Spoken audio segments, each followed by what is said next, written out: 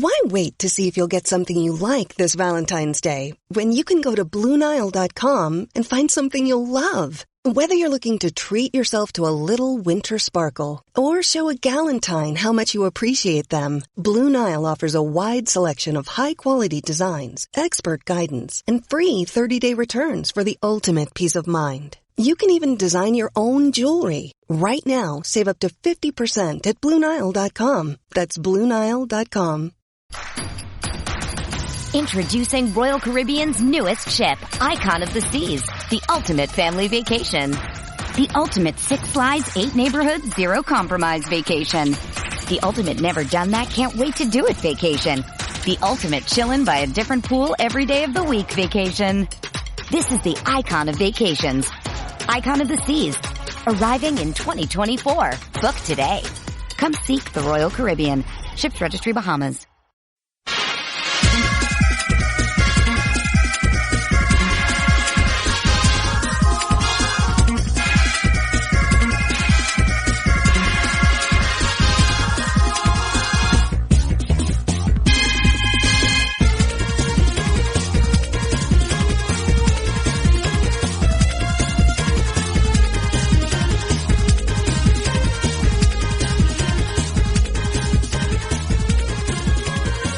Hockey fans, are you ready to brave the wild with me, your buddy, Paladino Joey?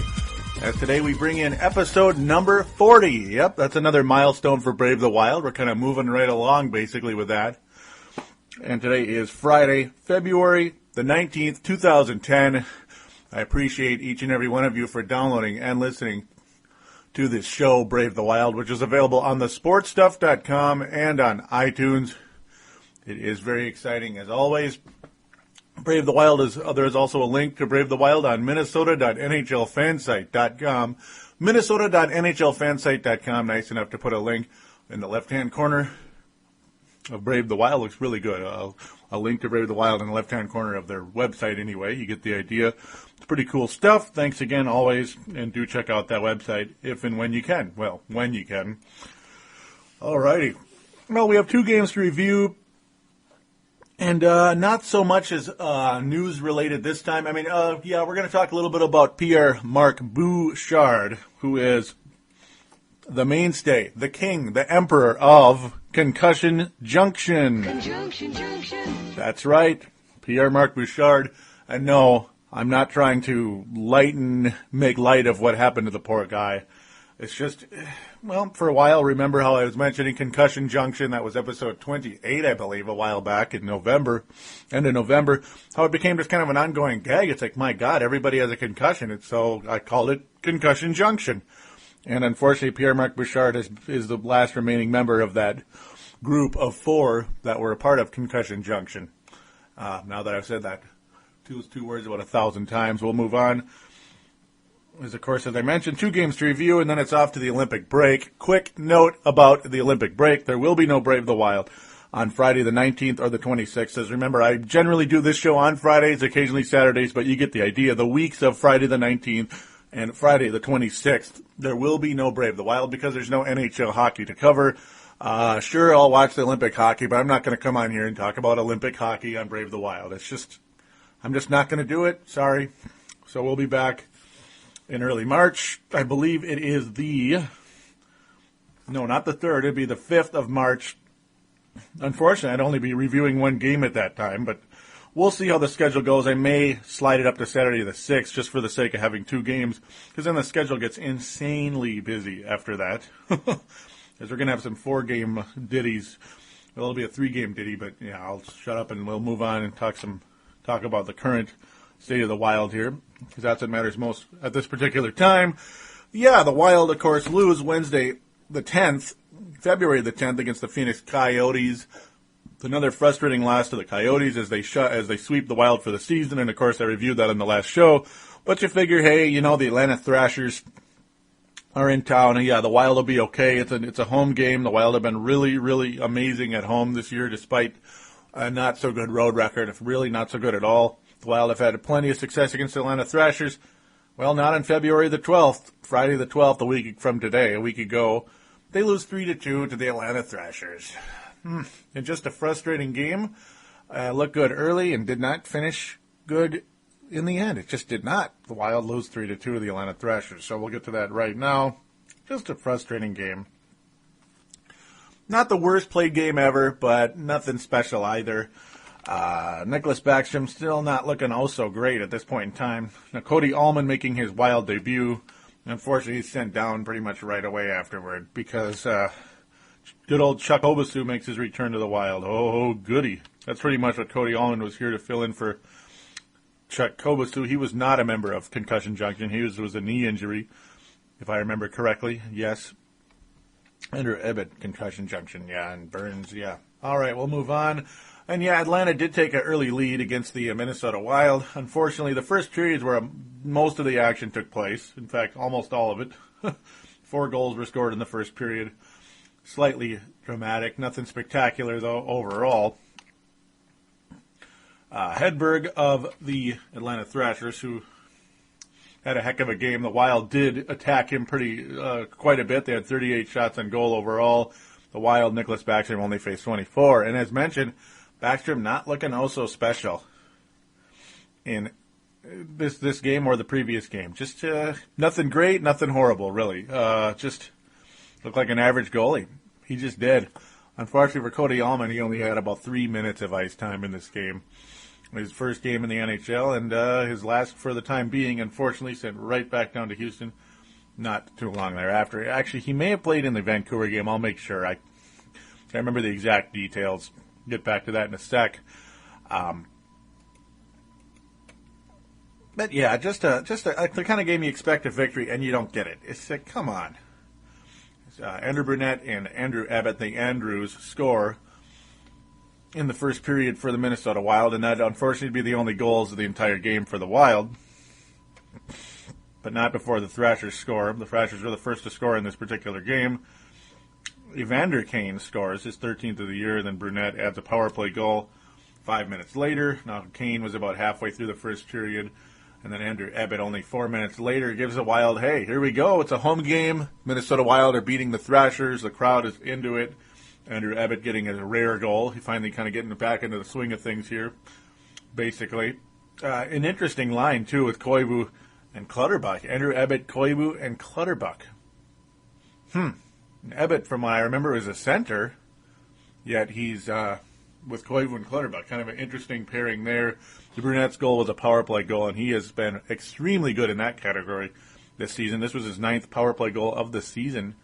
And this was probably the top line you're going to get. Of course, you could call it it's the most talented line on the Wild roster right now overall.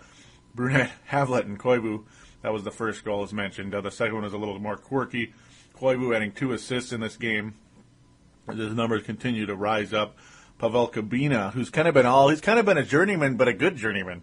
Member of the Tampa Bay Lightning. I believe he was on the Florida Panthers at one point, and the Toronto Maple Leafs last year, and now a member of the Atlanta Thrashers this year. This guy's been all over the place via trade and free agency. Talented defenseman. Had him on my fantasy team quite a few times, too, over the years. But very entertaining first period in general. It finished 2-2. Because Antropov getting a power play goal there. Atlanta was 1 of 8 on the power play. The Wild special teams, not bad really in this game. Not bad. They held Atlanta, Atlanta had 8 power play attempts. They only get 1 goal. And the Wild are 1 of 3 on their power play. So, yeah, the overall special teams looking good for the Wild. Face-offs were virtually even. But the shots on goal were not. And by God, that second period was pretty frustrating. Hedberg looked like a stud. He looked like an iceberg, I guess. Massive iceberg, and the Wild were just they couldn't break through this iceberg in Hedberg. Just it was unbelievable. 15 shots to 3 for the Wild in the second period, and it was goose egg to goose egg in that period. Pretty frustrating. The third period was a fairly even match, but unfortunately, Nicholas Bergfors, who recently was acquired by the Atlanta Thrashers, gets the game-winning goal with only 9 minutes. Well, with 9 minutes left in the game, halfway through the third period, basically. it's just like, come on. The Wild just could not answer. They tried and tried, but could not get it done. It's pretty frustrating indeed. Todd Richards chimes in. I thought we played a lot harder and did things better than in the previous game, that stupid Coyotes game, which is what we set out to do, but we came up one short. So a pretty simple response right there. They just lost. They just lost this game. Atlanta also has played a league-high 35 one-goal games. They're almost 500 at 14, 12, and 9. Minnesota has 34 one-goal games, just right behind Atlanta. And they are 19, 11, and 4, and that's after losing this game. Wild have been fairly clutch in the close games. Just this one did not happen. Atlanta gave Minnesota, and Minnesota did have a really good opportunity late, as the Wild had a power play with only 2 minutes remaining in the game, and Havlat was whistled for a cross-check right away, only 24 seconds later, and that was the end of that man advantage. Extremely frustrating. Final quote of this game by Nicholas Backstrom: "You go out there and want to win, and you're not able to get to do the jobs. Not able to do the jobs and get 2 points. It's tough. It's not enough to go out there and play okay." Backstrom, he at this point he was 1-4-1 in his past 6 starts, and things were going fairly well for the Wild for a while. Back in January, a pretty good month for the Wild in general before the musical goalie chairs took over. In fact, it was an excellent month for the Wild. Excellent month for the Wild. February not so friendly so far yet. At least we're 500 officially. The Wild are actually 500 in February, so not the worst ever, but you're not going to gain any ground on anybody in this insanely difficult Western Conference. Luckily, the Wild, though, all of a sudden finding success against the Vancouver Canucks. Remember the last 3 years or so, 2 to 3 years, Vancouver was an absolute brick wall for the Minnesota Wild, and especially a guy by the name of Roberto Luongo. Well, folks, the Minnesota Wild for the second game in a row had 5 goals on Roberto Luongo. For some odd reason, the Wild in the second game in a row, Luongo had to be pulled. Roberto freaking Luongo, who was basically like, we're playing the Wild tonight? We got this one because they're not going to score on me. It's just not going to happen. They'll maybe get 1 goal, and it'll be a 2-1, 3-1, 4-1 Vancouver victory, regardless if it's in the Xcel Energy Center or in Vancouver, British Columbia, mate. Okay, not mate A, it'd be more like it. But the Wild went 6-2 on Sunday, the 14th. Happy Valentine's Day. Yeah, it's a pretty meaningless holiday in my opinion. But enough of that. A nice Valentine's Day gift for the Wild anyway, as the Vancouver Canucks apparently love us more than we thought. 6-2? Holy cow, man. Very, very exciting. Very, very exciting indeed. It was a pretty kind of a grinded out first period for a while. Vancouver actually was outplaying the Wild, you could argue. But then Guillaume Latendresse on the power play, very exciting goal indeed. And this was his 20th goal of the year overall for Minnesota and Montreal. 20 goals for Guillaume Latendresse. He has more goals than anybody on the Wild roster. It has just been a very exciting season for Guillaume Latendresse and for the Wild in acquiring him. It has just been a wonderful, wonderful success. And for the record, Benoit Pouliot has 11 total goals this year. Even though he's been playing better in Montreal, it's 11, not 20. So far, Latendresse is winning that battle. And by the way, Pouliot doesn't get assists. He only has 4 this year. So another little side note right there. Belanger and Nolan setting up Latendresse about 3/4 with about 5 minutes to go in that 6 minutes to go, whatever, in the first period. Just a nice play, a nice dominant play. Latendresse just buried it, and he was doing his classic fist pump. It looked good. It looked good indeed. The Wild just took over in this game right away, pretty much. They just exploded on Roberto Luongo. In that second period, things really started pointing the Wild's way in a big way as they were able to take a 3-0 lead. Kyle Brodziak burying a goal. I wasn't sure. It looked like Clutterbuck had it, but then Brodziak in the end was the one that tipped it in. Clutterbuck shot the puck. Bugard with a rare assist as he was able to get it to Clutterbuck first. Clutterbuck made a nice shot, and Brodziak tips the sucker in. I thought it was Clutterbuck's goal for sure, but actually, no. Nice to see Brodziak, Mr. King of Faceoff, get his 7th goal of the year. 8 minutes into the period, and then less than a minute later, Marek Zidlicky on the power play. Imagine that. Zidlicky, Brunette, and Koivu teaming up yet again on yet another power play goal. It has just been an unbelievable play. Of course, this one, Zidlicky was the scorer, not one of the men setting the play up. Zidlicky usually is the one that starts the play, and then it's Koivu to Brunette. Brunette's the top power play goal scorer on this team right now. Just an awesome line, not line per se. Zidlicky's not on a line, but you get the idea. Just an awesome lineup, having those guys together out there on the power play. Zidlicky is having an amazing season. He's almost got 40 points right now, about 36 on the year. Continuing to dominate on the power play, by the way. Only his 5th goal of the year, but the assists are way, way up there. It was just a nice overall play. And the Wild suddenly up 3-0, and you figure this game is in the books, but not so fast. As Mason Raymond, guy who's really, really emerged for Montreal, for Vancouver this year, makes it a 3-1 game, and you figure, hey, it's not over yet. You just hope the Wild can knock Luongo out of the game yet again. This, of course, was right away in the 3rd period. Only 3 minutes later, Brunette on the power play again. And who do you think? Just take one freaking guess. Who else who else assisted on this goal? Yeah, Koivu and Zidlicky. Imagine that. I mean, it's unbelievable. The combination of Koivu and Zidlicky and Brunette. It is just, it's been dominating this year for the Wild, even though the Wild have not been also great on the power play this season. But I'm going to tell you, folks, of late, the power play has really been picking up. Remember, they did well against the Sharks, and they've done well. They did especially well against the Sharks, by the way, but they've done well overall of late. It has been a step up on the old power play. Suddenly it was a 4-1 game. You figure the Wild have this one in the bag. And yes, there it was. Kyle Brodziak this time did get the puck to Clutterbuck. This time it was Brodziak and Clutterbuck again, but Clutterbuck was the goal scorer. And there he was, swinging his fist in a circular motion. Just fun to watch. Cal Clutterbuck, this kid has a lot of fun, and boy, is he just an energy guy. Because not only is he the top hitter in the NHL, but he can score here and there. He's going to get double digit. I think he's going to be a 20-goal scorer at some point in his career. I think he is, and he's just a nice overall player.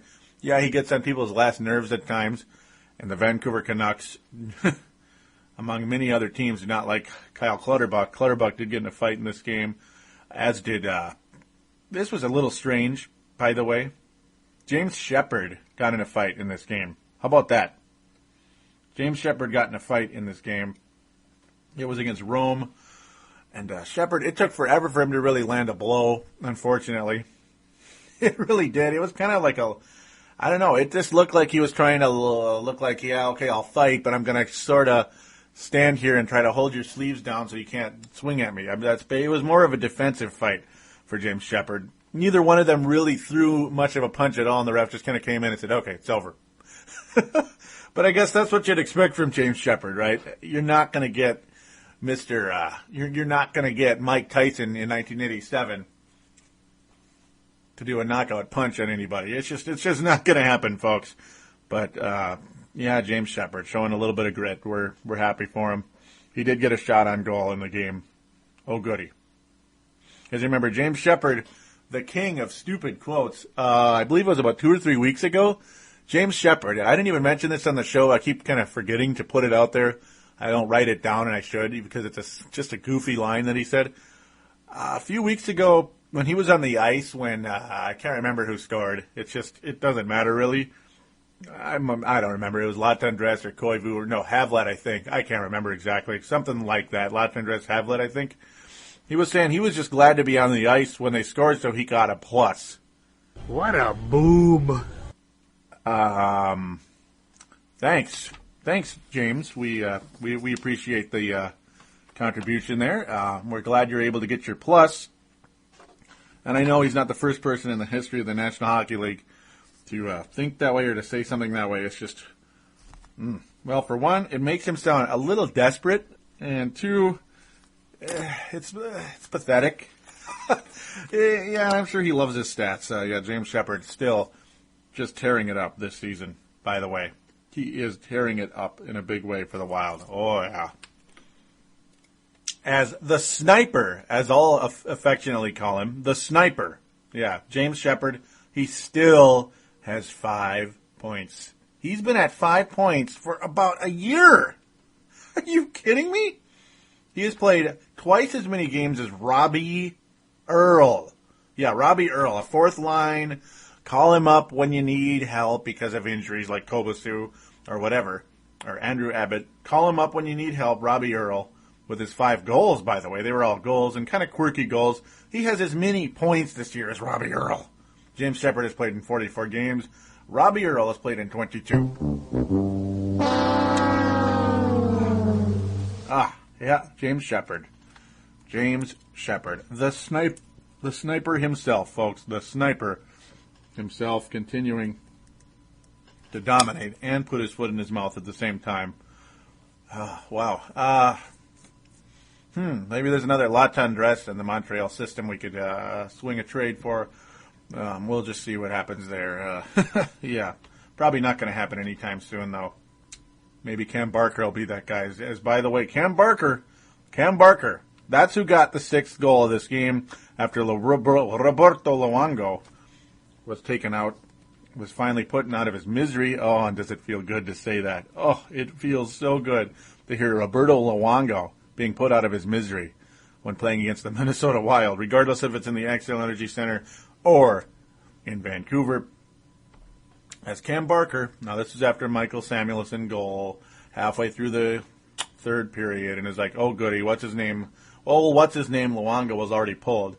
After that 5th goal, they said enough's enough.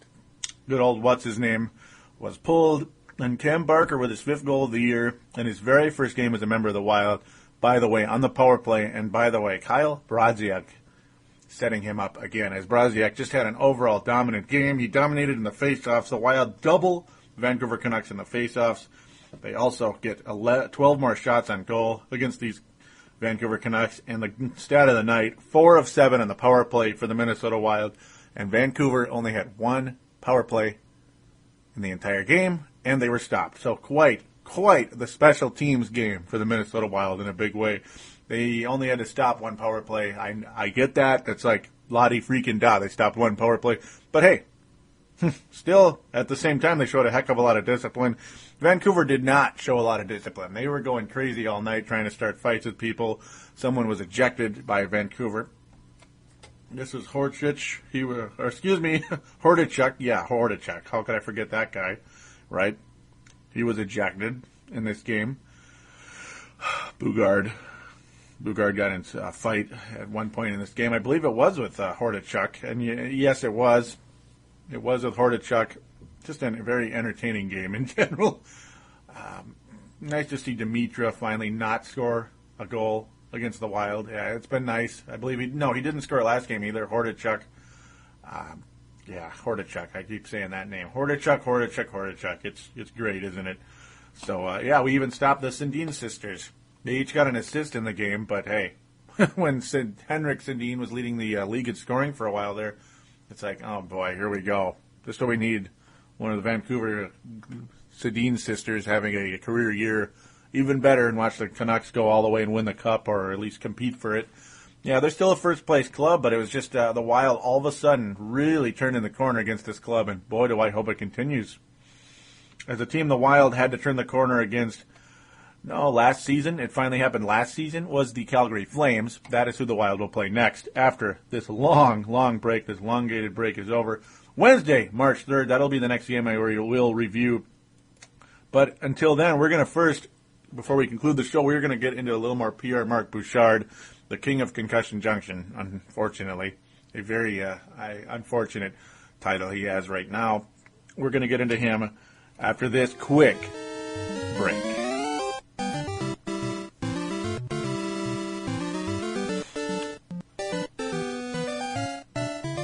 And we are back here on Brave the Wild, episode number 40, the Big 4-0, which is a reminder for MP3 player users, including the iPod, Microsoft Zune, and blah, blah, blah. So here we go. Pierre Marc-Bouchard. And yes, he was going to be centering the second line this season, folks. Pierre Marc-Bouchard was going to be centering the second line for the Minnesota Wild. I remember listening to a show, because I tend to go back into my old archives just to listen to how the show sounded, compare what I was saying, and also kind of, to get some history to stuff I said, per se, like, oh, wow, I said that back then. Huh, interesting. And either I was way on or way off or whatever. Like the Wild need to do this, they need to do that, or, yeah. And I remember that.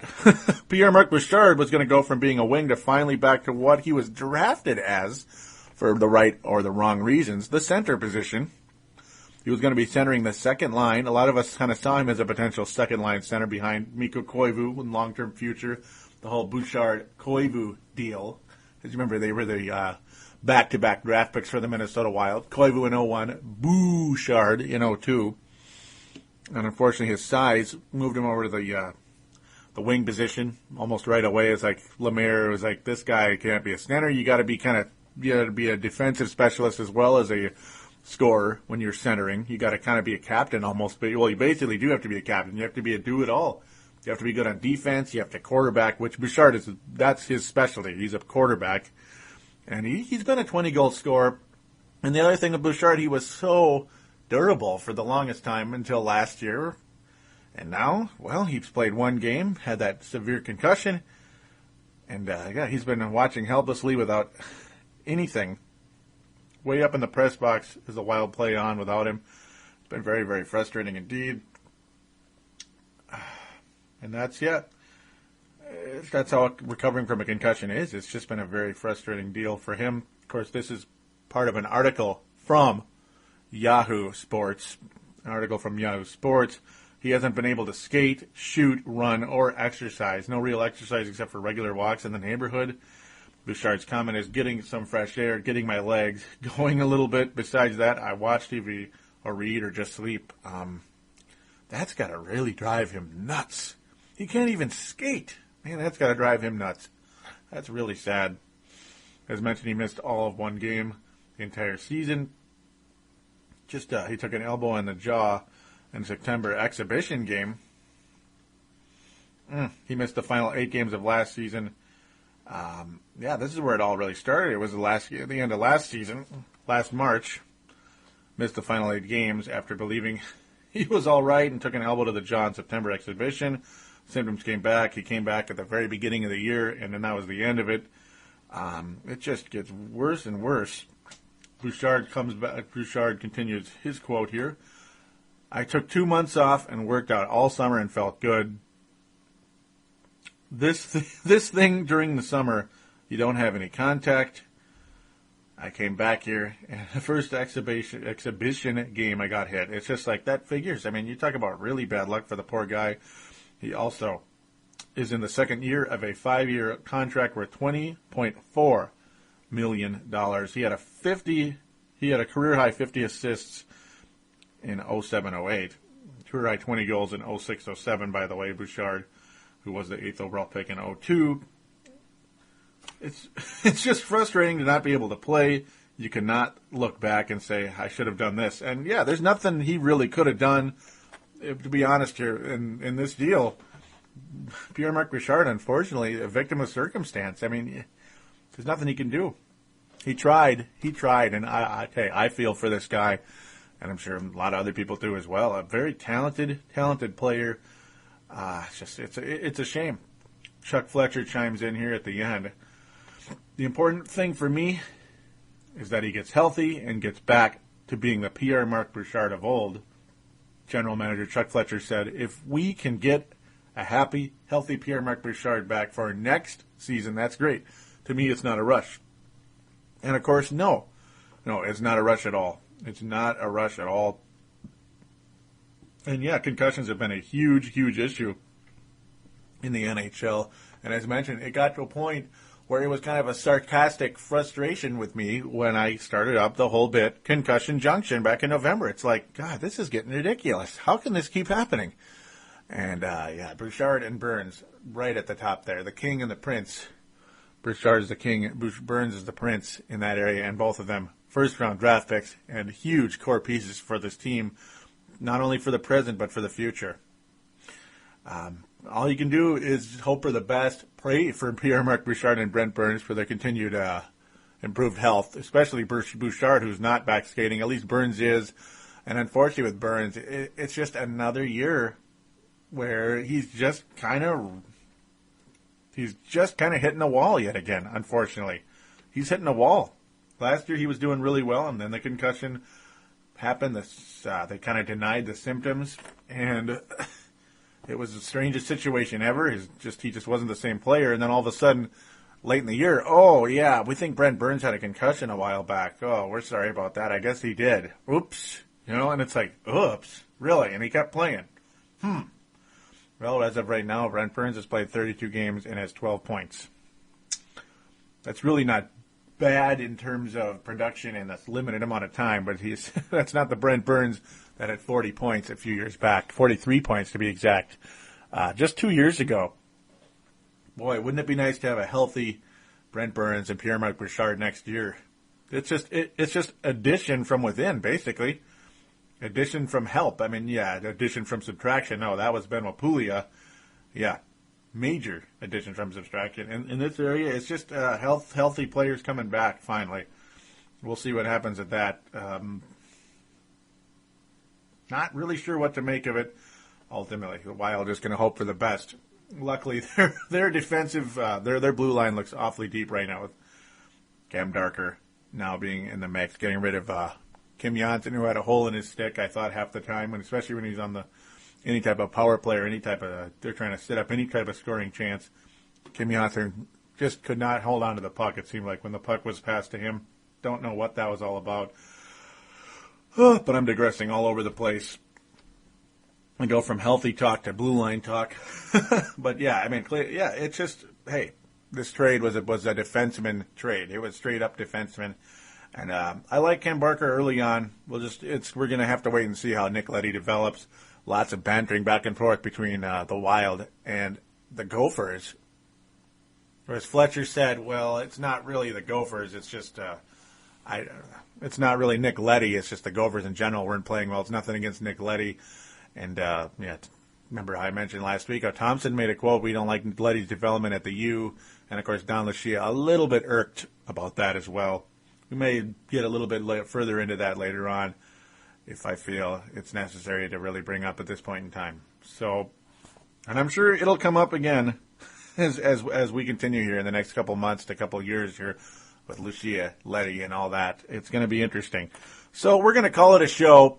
But first, I would like you to please sign up for my Twitter, or not sign up, but follow my Twitter for Brave the Wild. Twitter.com/Brave the Wild. Twitter.com/Brave the Wild. That is how you follow that. Just look that up. It's one word, of course. The phone lines for Brave the Wild and for the sportstuff.com, which is the flagship website for Brave the Wild, is 209-736-7877. 209-736-7877. Still waiting for my first caller. This show has been around for quite a while, and I know there are listeners out there. The numbers show it. The listeners are out there. Please do call in. Talk some hockey with me. And if you don't really like to call in on the phones, of course, that is a voicemail. Do treat it as such. Leave your name and town and state your opinion. Keep it to about a minute, but hey, if you want to ramble to about 2 to 3 minutes, I'll live with it. Hey, there is no time constraint on the show. You can do what you want. Just don't make it 40 minutes. That'd be that'd be kind of silly. And frankly, it'd probably be a waste of your time because I wouldn't put it on the show if it was 40 minutes long. So yeah, you'd be you're irked that your 40 minutes went down the toilet. Also, though, last and certainly not least, in fact, most important of all, please do sign up for the message boards on the sportstuff.com. We do have a message boards on there. There's a button that says TSS boards in the upper right-hand corner of the website. The boards recently were completely reset. So some of you out there that may have actually registered on there, you're going to have to re-register if you haven't re-registered within the last 2 to 3 weeks, I believe it's been. Something went wrong with the servers, and we had to start completely over with the message boards. Please do register on there. We'd appreciate it very much. We can talk some hockey in the podcast section for Brave the Wild or the general NHL section, the Minnesota Wild board on there. It'd be terrific. Please do sign up out there, you Minnesota hockey fans, regardless if you're from Minnesota, if you're from Iowa, if you're from Wisconsin, or whatever. And yeah, I said Wisconsin, or if you're from Calgary. Yeah? Calgary Puck Radio out there. Maybe you guys are still listening to this show. I hope so. 'Cause I remember you were a while back as the iTunes showed, other subscribers, their subscribers also subscribe to this show. I just thought that was really cool to see that. That's nice to see fans from across the NHL popping into this show. I appreciate that very much. And those of you out there that do like this show, please tell a friend, help it grow, help the show grow. I'd appreciate it very much. So until, it's about a 2-week break until Brave the Wild returns on first week of March. We will be back then. Until then, take care and go USA.